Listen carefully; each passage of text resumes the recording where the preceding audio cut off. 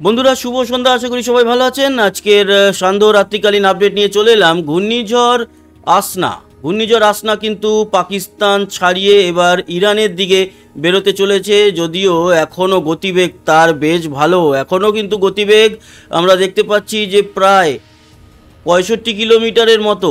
তার মানে এখনও সে কিন্তু ঘূর্ণিঝড় রূপেই আরব সাগরে বা উত্তর আরব সাগরে অবস্থান করছে এবং আস্তে আস্তে করে এগিয়ে যাচ্ছে ইরানের দিকে। এর শেষ পরিণতি কি হবে দেখে নেব। ঘূর্ণিঝড় আসনা নামটি দিয়েছে কিন্তু পাকিস্তান, আর এই ঘূর্ণিঝড় আসনা গতকাল মাঝরাতে তৈরি হয়ে আজকের সারা দিন পাকিস্তান উপকূলে এবং শুরুর সময় গুজরাট উপকূলে বেশ ভালো তাণ্ডব দেখিয়ে এখন সাগরের মধ্যে দিয়ে এগোচ্ছে এবং আগামীকাল রবিবার সারাটা দিন সে সাগরের মধ্যে দিয়ে এগোতে এগোতে তার যে ক্ষমতা সেটা হ্রাস পাবে। তারপর সোমবার নাগাদ সেটি সামান্য একটু ক্ষমতা নিয়ে নিম্নচাপ হিসাবে ওমানের কাছে আঘাত হানবে। তবে বাকি যে এর ঘূর্ণাবর্ত সেটা মোটামুটি এই সাগরেই কিন্তু ফিনিশ হয়ে যাবে। তার মানে আমরা একটা ঘূর্ণিঝড়ের উৎপত্তি দেখলাম এবং দেখলাম 80 বছর বাদে একটা বিরল ঘূর্ণিঝড়, যেটা কিনা ল্যান্ড থেকে সমুদ্রে গিয়ে ঘূর্ণিঝড়ে রূপান্তরিত হলো। সাধারণত ঘূর্ণিঝড়গুলো আমরা দেখে থাকি যে সমুদ্র থেকে ল্যান্ডে প্রবেশ করে ঘূর্ণিঝড়ের আকার ধারণ করে। 80 বছর বাদে এরকম ঘটনা ঘটলো। যাই হোক, ঘূর্ণিঝড় আসনা মোটামুটি তো যা দেখালো কামাল সেটা কিন্তু দেখিয়েছে মূলত গুজরাট এবং পাকিস্তানে। আজকে আর সেরকম কিছু হয়নি, গতকালকে বেশ বড় সড়ো ক্ষতি করেছে গুজরাটের। প্রচুর লোল্যান্ড ভেসে গেছে এবং সেখানে প্রায় 22 জনের উপরে মৃত্যু হয়েছে, রাস্তায় কুমির দেখা গেছে। এই রকম কিন্তু পরিস্থিতি গুজরাটে হয়েছে, যদিও পাকিস্তানের খবর আমরা সেইভাবে জানি না।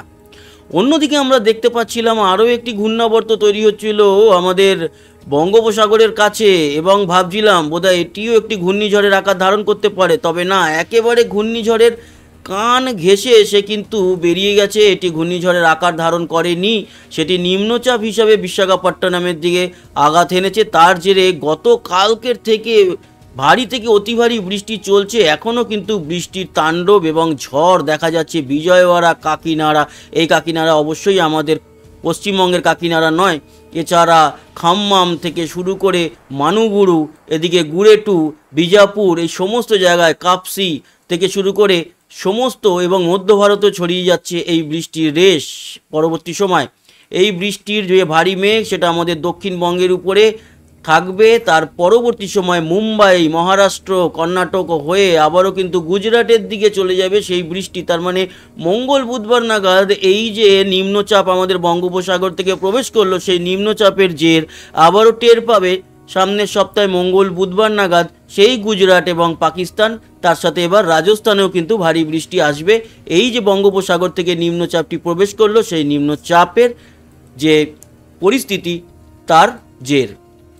এই হলো গিয়ে দুটো ঘূর্ণাবর্ত। এবার আরও একটা খবর আপনাদের জানিয়ে দিই। এই যে ঘূর্ণিঝড় আসনা শেষ হলো এবং এই যে বঙ্গোপসাগরের ঘূর্ণাবর্ত নিম্নচাপে প্রবেশ করে গেল, এরপরে সামনের সপ্তাহের শেষে আবারও একটি ঘূর্ণাবর্ত বঙ্গোপসাগরে কিন্তু তৈরি হবে।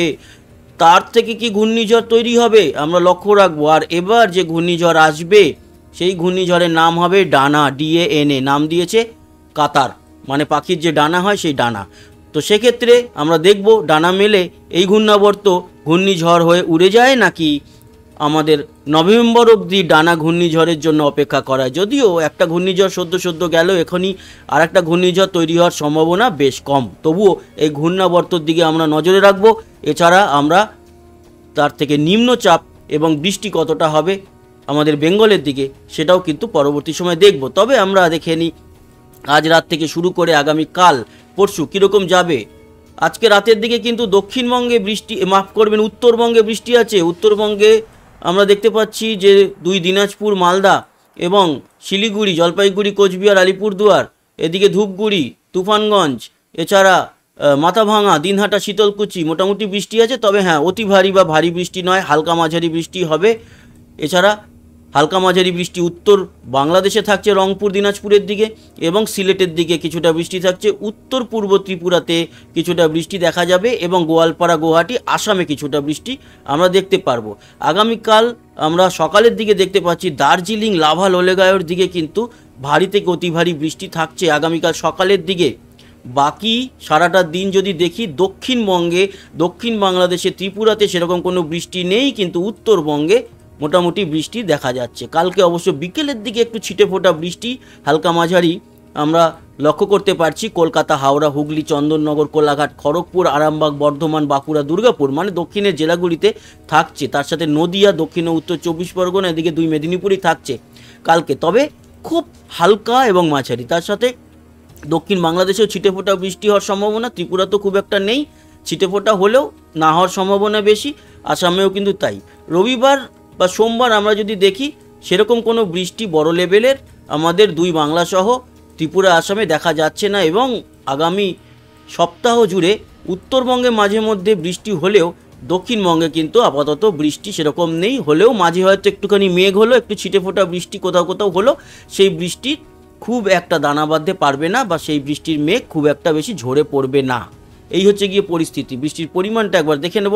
আজকের এই সময় মানে রাত্রি 8টা থেকে কাল সকাল 8টার মধ্যে আমাদের দক্ষিণবঙ্গের কোথাও বৃষ্টি নেই, বাংলাদেশের দক্ষিণে বৃষ্টি নেই, ত্রিপুরাতে বৃষ্টি নেই।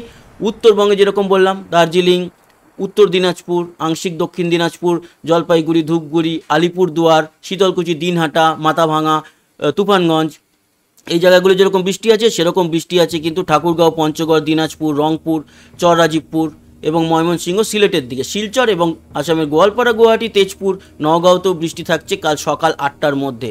তারপর কাল সকাল 8টা থেকে রাত্রির 8টা যদি দেখি খুব ছিটেফোঁটা বৃষ্টি কলকাতা, হাওড়া, হুগলি, যেটা দেখছিলাম খুব ছিটেফোঁটা একটু বৃষ্টি নদিয়া, উত্তর 24 পরগনা, এদিকে আরামবাগের কাছে, মুর্শিদাবাদের কাছে খুব ছিটেফোঁটা, কলকাতা এবং দক্ষিণ 24 পরগনায় খুব সামান্য বৃষ্টি। এবং উত্তরবঙ্গে কালকে সকাল থেকে বা দুপুর থেকে কালকে রাত্রির মাঝরাত বা 12টা অবধি সেরকম কোনো বৃষ্টি নেই।